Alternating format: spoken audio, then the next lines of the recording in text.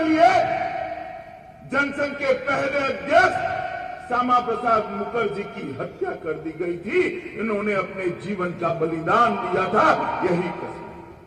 और करोड़ों भारतीय जनता पार्टी के कार्यकर्ताओं को, चाहे श्यामा प्रसाद जी को देखा हो न देखा हो, मैंने भी नहीं देखा, कई लोगों ने नहीं देखा होगा, देखने वाले अब कम ही बचे होंगे, मगर सब भारतीय जनता पार्टी का संकल्प है कि जम्मू कश्मीर भारत का अभिन्न हिस्सा है, इससे हमें कोई छीन नहीं सकता। और इसलिए फिर से मैं एक बार नारा लगाता हूं, मेरे साथ जोर आवाज से बोलिए, जहां हुए बलिदान मुखर्जी, जहां हुए बलिदान मुखर्जी, वो कश्मीर हमारा है। मित्रों, भारतीय जनता पार्टी की नरेंद्र मोदी सरकार 2014 के बाद देश में सत्ता में आई और भारतीय जनता पार्टी की सरकार ने सत्ता में आने के बाद आतंकवादी गतिविधियों से जरा भी समाधान नहीं किया है।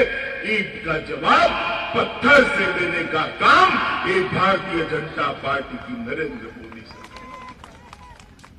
भारतीय जनता पार्टी के प्रधानमंत्री, हमारे प्रिय नेता श्री नरेंद्र मोदी जी ने बार बार कहा है कि भारतीय जनता पार्टी की सरकार आतंकवाद के प्रति जीरो टॉलरेंस की नीति को अपनाए हुए है, इनके साथ कोई रियायत नहीं बरती जाएगी, ये बार बार प्रधानमंत्री जी ने कहा। और सिर्फ कहा नहीं है, सरकार भी इस तरह से चलाई है, चाहे कूटनीतिक क्षेत्र हो, पाकिस्तान को विश्व के अंदर अलग थलग करने की बात हो, पाकिस्तान को पूरी दुनिया में आतंकवाद के पुरोधा कर उजागर करने की बात हो, या गोली का जवाब गोले से देना हो, ये भारतीय जनता पार्टी के नरेंद्र मोदी सरकार ने आतंकवाद के खिलाफ कठोर कार्यवाही करते हुए कभी पीछे नहीं। और मैं आप लोगों को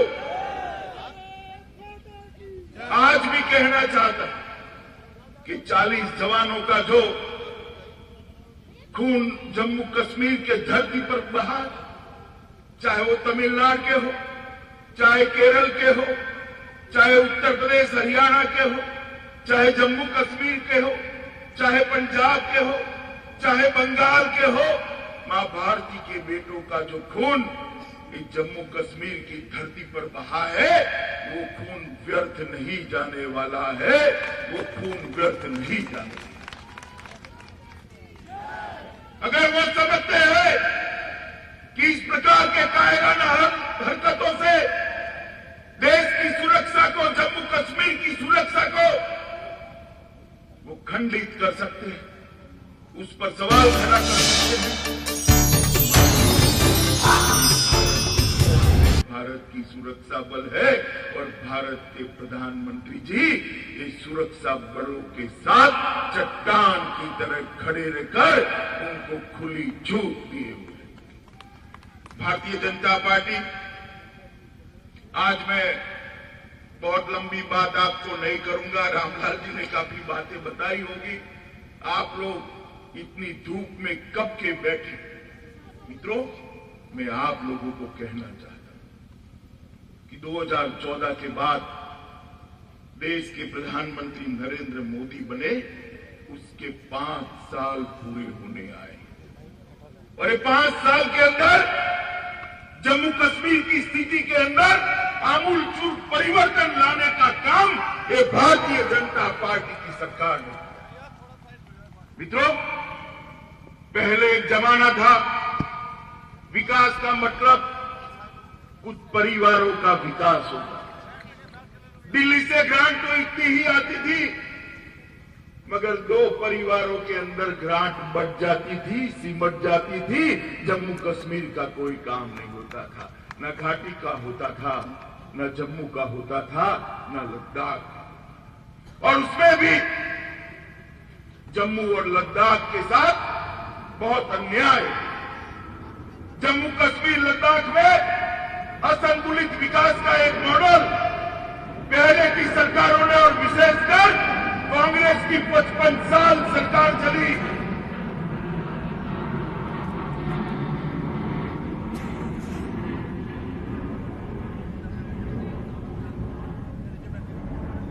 कांग्रेस की जो 55 साल सरकार चली उसने जम्मू और लद्दाख को अन्याय करने का काम किया था। भारतीय जनता पार्टी की सरकार ने आज जम्मू और लद्दाख के विकास के दरवाजे खोलकर जम्मू वालों को पहली बार एहसास कराया है कि सरकार उनके लिए भी बनी है। लद्दाख वालों को पहली बार एहसास कराया है कि सरकार उनके लिए भी बनी है। मित्रों, नरेंद्र मोदी जी ने 2015 में 80,000 करोड़ रुपए का एक पैकेज जम्मू कश्मीर के विकास के लिए दिया था। और मित्रों, वो पैकेज आज मुझे कहते हुए आनंद है, पूरे के पूरे पैकेज का इम्प्लीमेंटेशन का काम भारतीय जनता पार्टी की सरकार ने कर दिया है। और बचा कुचा था वो राज्यपाल महोदय के नेतृत्व में राष्ट्रपति शासन के अंदर होगा। क्षतिग्रस्त घरों के लिए 1200 करोड़ रुपया भेजा गया, व्यापारियों के लिए 800 करोड़ भेजा गया, 4,000 करोड़ रुपया खर्च होगा। जिला उप अस्पताल और पीएचसी के अपग्रेडेशन के लिए 900 करोड़ खर्च होगा। IIM 1,000 करोड़, ITI 1,000 करोड़, पर्यटन विकास 2,000 crore, high tech security system 1,500 crore, Jammu और श्रीनगर के रिंग रोड के लिए 3,200 करोड़, लघु जल विद्युत परियोजना 2,000 crore, 5 IR battalion 300 crore, SPO के परिश्रम में वृद्धि 450 crore, smart city 500 crore, power infrastructure expansion 3,700 crore, Pakal Dul के लिए इक्विटी 4,000 करोड़, ईपी के लिए निधि 1,278 करोड़, भारतमाला 2,700 करोड़, जोजिला सुरंग जो जम्मू कश्मीर की शान बनकर आज पूरी दुनिया जिसको देख रही है, जोजिला सुरंग 9,000 करोड़, विश्व बैंक के लोन को अनुदान में बदल दिया, आपका ऋण समाप्त किया 1,350 करोड़, हॉर्टिकल्चर के लिए 500 करोड़, श्रम से परिवारों के लिए मुक्ति, पाक ऑक्यूपाई कश्मीर और श्रम के 2,000 crore, Srinagar Banihal road 735 crore, Jammu Akhnoor Poonch road 100 crore, Srinagar Shopian Qazigund road 1,800 crore और कारगिल जंतर रोड 4,200 करोड़। मुझे बताओ, ये एनसीपीडीपी के परिवार का शासन होता तो ये कुछ होना था क्या? जरा जोर से बोलो, जम्मू वालों, होना था क्या? होना था क्या? एक कांग्रेस, एनसी और पीडीपी एक परिवारवादी पार्टी है। जम्मू कश्मीर देश के विकास के लिए काम नहीं करती है, अपने परिवार के विकास के लिए काम करती है। अपने परिवार पहली बार जम्मू की जनता ने, पहली बार लद्दाख की जनता ने, पहली बार कश्मीर घाटी की जनता ने भारतीय जनता पार्टी को सत्ता में हिस्सेदारी देने का मौका दिया। हमारे सांसदों को केंद्र में पहुंचाया।